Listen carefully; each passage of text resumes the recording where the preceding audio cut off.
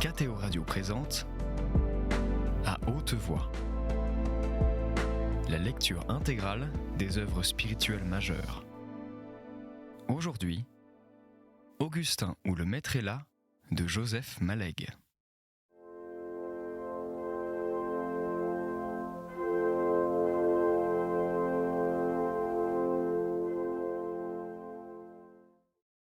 Augustin comprit tout, d'une seule bouffée de mémoire. Marguillier, le grand Marguillier, Marguillier le maire et l'ancien avoué, Marguillier sans curé, était sénateur maintenant.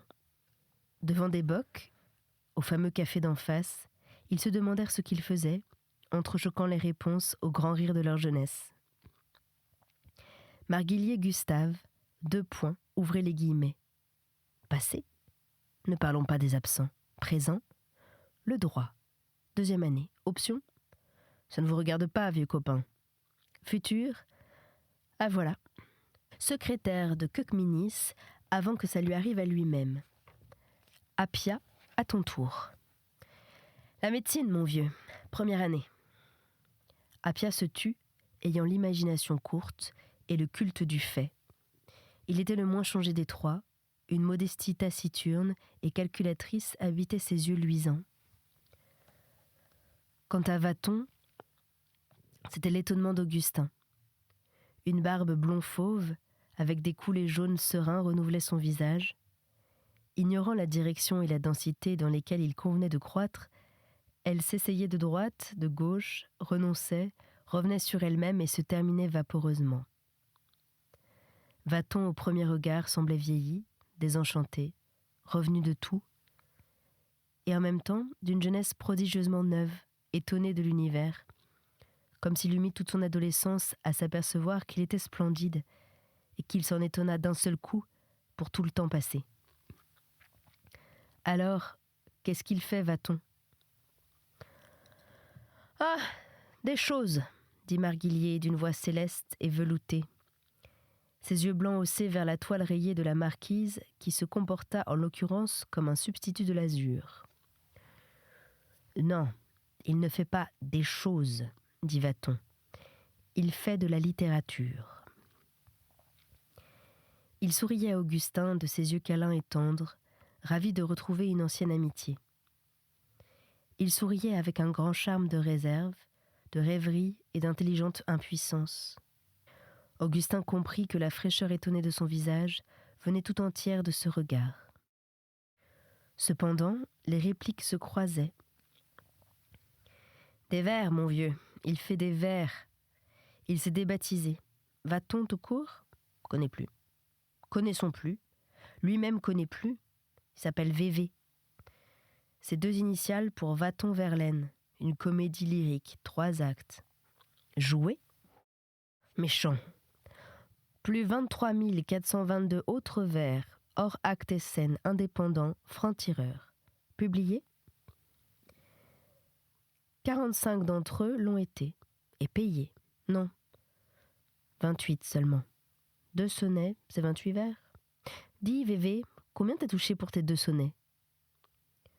Va-t-on, désespérant d'arrêter ce flux, s'était retourné vers Augustin.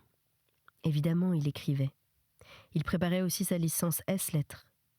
Il était surveillant d'internat dans une école secondaire ecclésiastique.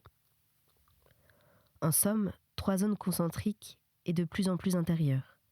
Pion, étudiant, et la 3e n'a pas de nom. Vaton avait l'air d'émettre des mots trop légers pour se tenir en équilibre dans l'air. Il parlait du bout de lèvres paresseuse, avec insouciance, plaisanterie, fierté, et une sorte de riant désespoir. « Tu as vraiment publié quelque chose ? Ou est-ce que Marguillier plaisante ? Des petites choses vagues, dans des bouts de revue. » VV ne semblait pas du tout désireux de préciser. Ou donc Augustin avait-il lu quelque chose de semblable ? Dans quelque texte classique ?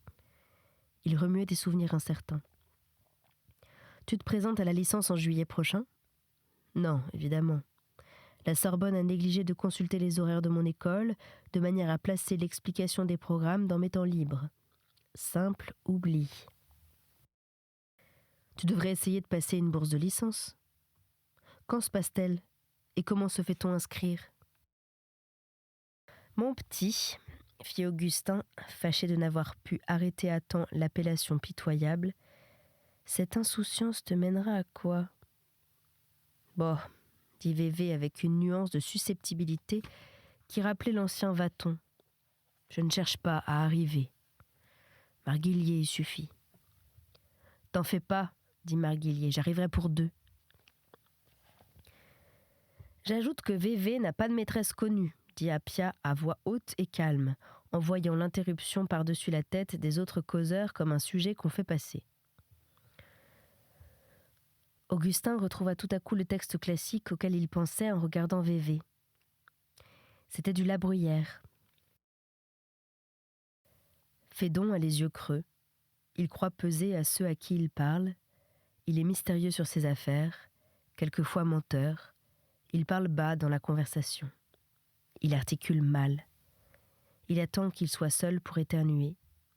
Il n'en coûte à personne, ni salut, ni compliment. Il est pauvre. Tous les traits n'y étaient pas, mais il y en avait quelques-uns.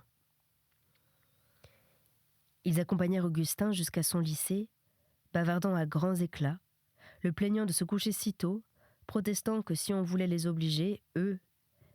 C'était Marguillier qui criait. Il le faisait pour 3. Augustin ne trouvait pas désagréable, une fois en passant, cette mousse de plaisir légère, coloriée et sans consistance qui flottait pour quelques heures sur sa vie. Comme l'an dernier, l'écrit se passa pendant 8 torrides jours sous les toits de la Sorbonne. Augustin disserta sur une pensée de Pascal, exposa l'histoire des Pays-Bas de 1609 à 1715, confronta les jugements de valeur et les jugements de vérité, traduisit en grec une page de Fénelon et en français un passage du De Officiis, compara en latin Tite-Live, Salluste et Tacite, et attendit son destin. On écrivait sur de grandes feuilles sortant de l'imprimerie nationale, avec les 1 barrés au milieu. La future chaleur du jour perçait la fraîcheur du matin. Les fenêtres s'ouvraient sur des toitures aux zinc inquiétants. À midi, on disposait sur le coin de la petite table, de chaque côté d'un chiffre blanc, la demi-bouteille de rouge, le café, les sandwichs, réunis par l'économe. On déjeunait en se relisant.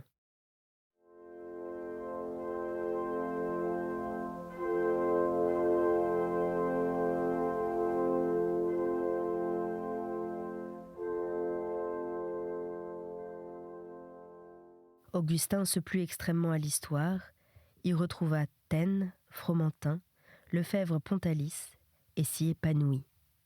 Mais il s'enchanta de la philosophie, montrant la compénétration des 2 formes de jugement, ou les cas où la nature elle-même faisait des jugements de valeur. En latin et en grec, il glissait patineur de grand ordre sur des surfaces lisses, là où d'autres haletaient et tombaient. Derrière lui s'agitaient les inquiétudes et les destinées. La chance jouait pour lui, comme elle faisait pour tous les forts et les bien préparés, ce en quoi elle joue dans les règles. « Ah, flûte !» cria Cristani lorsqu'ils redescendirent dans la rue, la dernière composition terminée. « Allons-y. »« Où ça ? » ?»« Au claque !» Le mot éclata au ras du sol, dans la boue, à d'infinies distances de cette haute joie. Augustin passa l'oral après 1 mois et demi de terrible attente, vers le 3 ou 4 août. La dernière épreuve fut l'explication grecque. Tous ceux qui avaient déjà passé revinrent là pour l'entendre. Dans les couloirs circulaient quelques professeurs de première supérieure, dont le cher père Poiret, qui semblait y retrouver chaque fois ses enfants. Des élèves de 3e année, en pleine agrégation, passaient avec une discrétion distante. On constatait une fois de plus l'extraordinaire sûreté d'Augustin dans l'explication improvisée.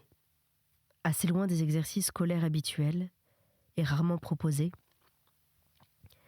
le texte, un chœur d'Eschyle, lui fut présenté dans une édition allemande sans notes.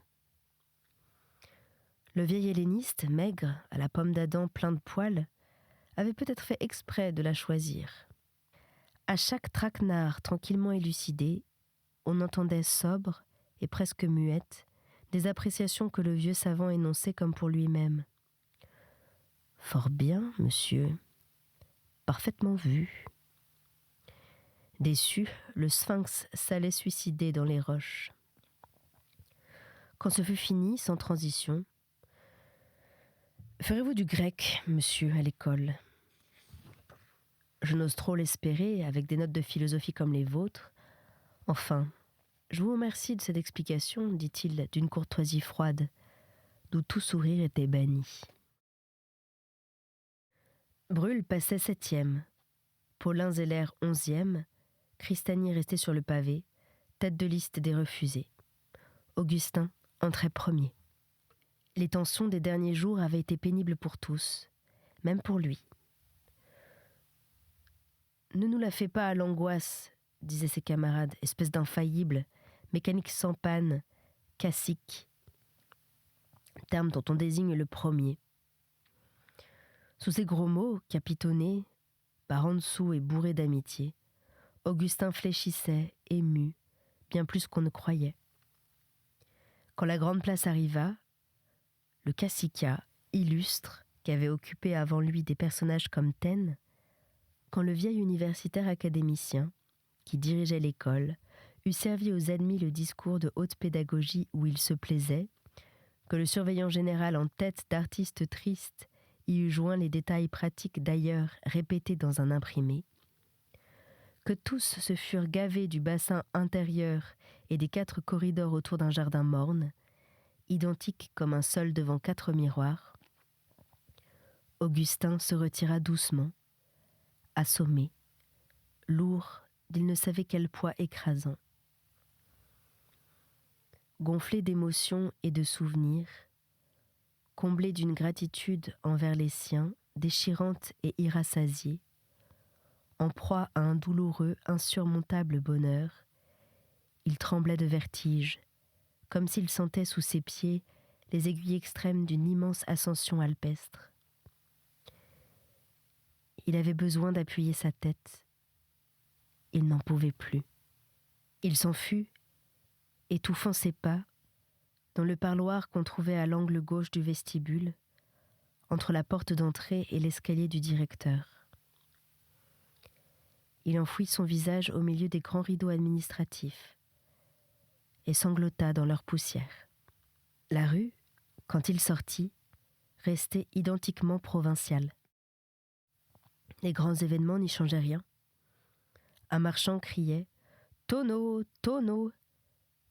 3 gros attelages aux queues nouées entraient au trot dans la vieille cour des omnibus. Tout cela demeurait étonnamment tranquille. Ni ce calme, ni sa pauvre joie lourde à porter, ni rien de tous ces événements ne lui semblait frapper la note juste. Rien ne présentait la vraie face des choses, qui était qu'il venait simplement de s'élever de quelques marches pour mieux voir le seul paysage qui comptât, celui des intérêts éternels. Restaient des dépêches à envoyer, le proviseur à remercier et les autorités du lycée. Le bureau de poste était tout voisin, au coin des rues d'Ulm et Gay-Lussac. Un vieux dos familier, d'où pendaient les plis d'une jaquette, se hâtait vers leur carrefour. Augustin se jeta vers lui, et le bon Poiret, virant au bruit, tourna son regard du père nourricier vers ce galop qui s'approchait pour le remerciement et pour l'adieu. Sur le pupitre du bureau de poste, il souhaita d'écrire « Cacique, gratitude, immense tendresse ». Puis quelque chose lui dit que ce n'était pas cela que l'employé de la rue Gay-Lussac devait lire, ni celui du plateau central. Immense tendresse ? Il n'avait pas besoin de savoir. Mais parce que ses mains à lui avaient besoin de l'écrire, et ses yeux de le lire, il l'écrivit tout de même sur le papier de la poste, puis le déchira en petits morceaux. Il prit une autre feuille et mit simplement « tendresse », puis il sortit. L'après-midi finissait déjà. Juste une petite nuance de soir dans le grand ciel d'or blanc. Un quart d'heure de prière aux religieuses réparatrices, à 5 minutes de l'école, coupa son chemin. La cordialité du jeune aumônier s'épanouit sur sa figure maladive. En entrant chez lui, Augustin venait d'y rencontrer Zeller. « Ah, je suis content de vous voir, dit-il, vous tombez bien. » Laissant échapper des confidences qui vraisemblablement n'étaient destinées qu'à lui-même. « Persuadez-le, fit-il en montrant Zeller. Celui-ci se taisait, gêné, sans que l'aumônier vît cette gêne. Puis, le pli de sa lèvre se détendit et il accepta en souriant l'intrusion. « Voyez-vous ça, disait l'abbé, il ne veut pas entrer à l'école normale l'an prochain. » Augustin était muet de stupeur et Paulin Zeller de résignation. L'aumônier, grand enfant, continuait, entendant un peu tard ce double silence. « Je puis le dire, n'est-ce pas ? Reste Méridier, je te prie, » fit Zeller, comme Augustin s'excusait et faisait mine de s'en aller. « Je demanderai seulement de t'en taire. »« Oui, » fit l'abbé. « Votre ami veut rentrer au grand séminaire tout de suite. Enfin, à la rentrée d'octobre. Je l'en dissuade. Dieu a besoin d'agrégés. Dieu a besoin de haute culture. Je lui demande en grâce d'attendre 3 ans. Ne m'en croyez pas si vous voulez, mon enfant. Allez à Saint-Sulpice pour y consulter des prêtres plus savants que moi et beaucoup plus sages. Je vous affirme que j'y connais des saints. De grâce, mon bien cher enfant. » Augustin restait écrasé, immobile. Une lente lumière montait et éclairait en lui tout ce qui de Zeller était méconnu. Elle illuminait par le dedans le sens de cette absence d'acharnement dans l'effort et de cette indifférence apparente au succès final, dont parfois l'on s'étonnait.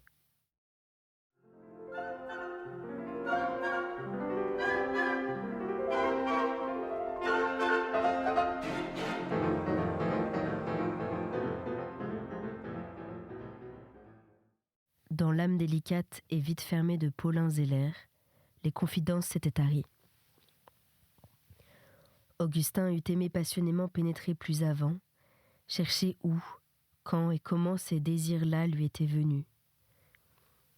Plus tard, beaucoup plus tard, quand il eut en main les notes intimes de son ami, il y lut « Je m'accuse d'une réserve bien trop grande à l'égard de ce que Dieu a mis sur mon chemin, d'une réserve à fond d'orgueil. » Le grand séminaire, je vous assure, monsieur l'abbé, est déjà pour moi un effort. Bénédictin, oratorien, trappiste même, tel est mon attrait. J'y ai vu jusqu'à présent, assez naïvement, la volonté de Dieu. Je consulterai Saint-Sulpice, suivant vos conseils. Et comme l'aumônier fermait les yeux, la haute culture, je n'ai jamais senti avec une plus claire violence le dégoût de l'idole.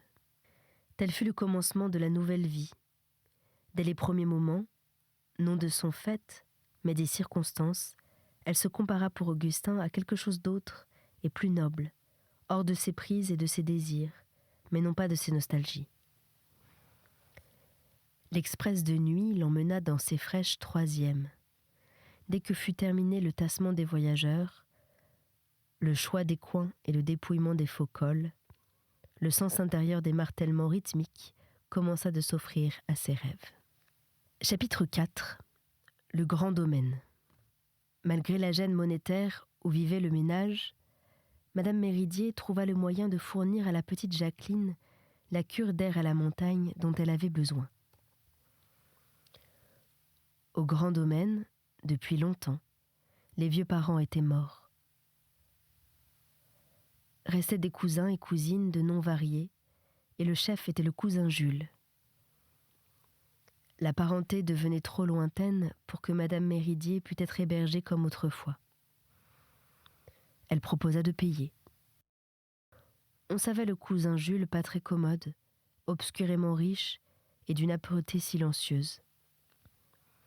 Il répondit, sur du papier quadrillé de paysan, une lettre calligraphiée disant qu'il ne trouverait pas chez lui toutes les facilités qu'il avait à la ville, que pour du bon air, bien sûr, il aurait du bon air. Et tant qu'à l'argent, que ce ne soit pas ça qui les empêche de faire profiter du bon air la petite cousine, parce qu'on s'arrangerait bien toujours. Il donnait des nouvelles de son fils aîné qui était professeur à son séminaire de Paris. Le jeune habitait chez sa femme, qui avait attrapé la mauvaise santé. Il énumérait en terminant tous ceux à qui il disait bien des choses et signait d'un paraphe compliqué et encerclant. On partit dans la première semaine d'août. La veille, Méridier montrait à Augustin une carte au timbre suisse. « Elle devrait être adressée, dit-il. » Madame Desgraisses des Sablons félicitait le jeune lauréat, assez heureux pour faire tout ce qu'il veut. « Elle possède, ajoutait-il, l'art des mots charmants. » Le souvenir des Sablons traversa Augustin. 2 ans déjà. Ni lui, ni son père n'avaient eu l'occasion d'y revenir. Les Châtelains y passaient quelques semaines au temps des chasses. Le grand domaine, à la fois connu et inconnu, Augustin le retrouverait très semblable et très différent. Les souvenirs et les choses allaient au-devant les uns des autres, s'essayant, se confrontant, comparant des tailles changées. La grande cuisine dallée, les placards au lit clos, une lourde trappe de cave taillée dans le chêne du plancher, semblaient des images de l'ancien eux-mêmes, rapetissés et brunis par le temps. Seule l'odeur ressortait, fidèle, violente, montrant des traînées, des manières de filon ou de veine, où s'insérait la laine essentielle, l'arôme grave et général de meubles anciens et de vieillesse humaine. Ce parfum de passé introduisit les autres fantômes. Des images de très vieux grands-parents, ressuscités à travers tant d'années, rôdèrent sur le corridor de pierre, dans la vaste cuisine brune, et le salon où mangeaient les maîtres. Les rencontrer n'exigeait pas beaucoup d'efforts, ni de gratter longtemps le terreau sur lequel leur visage dormait. Certains baisers frénétiques posa encore sur la joue d'Augustin la molle humidité de lèvres sans dents, et cette tendresse désespérée qui compensait par l'intensité de l'étreinte la proximité du jour où les vieux bras n'éteindraient plus. Saisie une fois pour toutes à l'instant même de son baiser, intouchée depuis lors, la vieille grand-mère revint exhumée et désembaumée, dans l'état exact où on l'avait vue pour la dernière fois. Beaucoup moins nette qu'elle, le grand-oncle patriarche, pacifique et vieillissant, passait près d'un petit garçon qui était Augustin, pour s'essuyer une fois de plus dans l'essuie-main de la cuisine, à une hauteur que cet enfant n'atteindrait jamais. C'est à cette image unique et singulière que l'enfant, jadis, comprit combien le grand-oncle était vaste, lourd et colossal. Voilà pour le grand-oncle. C'était bien fini pour lui aussi. On ne le verrait jamais plus. Et maintenant le cousin Jules se trouvait le maître du grand domaine. Augustin se rappelait sur sa silhouette, alors finaude et effacée, la petite barbiche rousse dont il tirait les poils. Il tenait de sa mère, disait-on, et l'on retrouvait, chez cette délicieuse Marie de Labro, ce nez long, fouineur, un peu déporté sur la gauche, qu'ils étendaient tous les deux aux visiteurs et aux événements, comme d'autres présentent la main. Il était très évidemment le maître, au moins autant que le vieil oncle autrefois, avec moins de pesanteur et de volume, une moindre affirmation de toute sa personne. Non qu'il en fût incapable, mais parce que c'était inutile. Il suffisait, pour s'en rendre compte, de le voir se soumettre le grand Mestreval roux, tavelé, comme une peau de bête, à la fois rude, sauvage et doux, très haut, debout devant le maître froid. Le cousin commandait sans geste, avec un certain air qui montrait ses dents jaunes, juste au-dessus du petit bouc grisonnant. Il portait la blouse des gars de ferme, mais plus soignée, bleu foncé, presque noire, embellie de piqûres décoratives autour des grandes poches à portefeuille. Au-dessus d'elle, le cousin mettait les jours de semaine une veste de chasse, marque de son rang social traditionnel sur les domaines. Laineuse, lourde et sentant le suin, des boutons la décoraient à motifs synégétiques, hure de sanglier dans un enroulement de corps. Le dimanche, il revêtait un habit de tissu noir. À côté de lui, servile, inquiète, toujours affairée, se tenait la femme du cousin Jules, cette grosse et insignifiante Noël, bonne beurrière, parfaite à la basse-cour, et qu'on savait riche. Quelque chose avait décidément changé, qu'on ne devait plus voir souvent, ni dans ce domaine, ni dans d'autres tout semblables, où se morcelait l'unité géologique des grands plateaux volcaniques. Jadis, c'étaient des baisers voraces sur des joues d'enfants, du bruit ou la gêne d'une timidité heureuse, de belles nappes frustres, attendant dès le matin les mangeurs, toute la cordialité tendre de la parenté. Maintenant, la venue se bornait à un plaisir mitigé d'étonnement, tempéré d'une sorte de vague inquiétude qui vous arrivait en un étroit filet de lumière verte dardé par l'œil de Marie de Labro, droit sur le vôtre. C'était À haute voix, une émission de KTO Radio.